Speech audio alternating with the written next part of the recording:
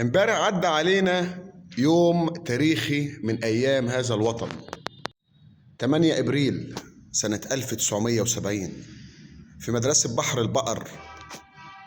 فاكرين مدرسة بحر البقر واللي حصل فيها؟ فاكرين الطيران عمل إيه؟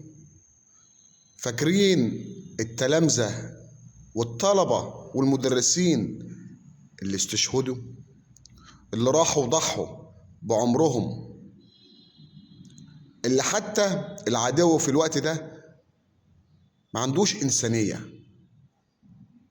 راح وضرب الطلبة وهم في المدارس وفي فصولهم عشان يتلقوا التعليم. استشهد ساعتها حوالي 30 طالب وإصابة 36 آخرين، بالإضافة إلى عدد من العاملين.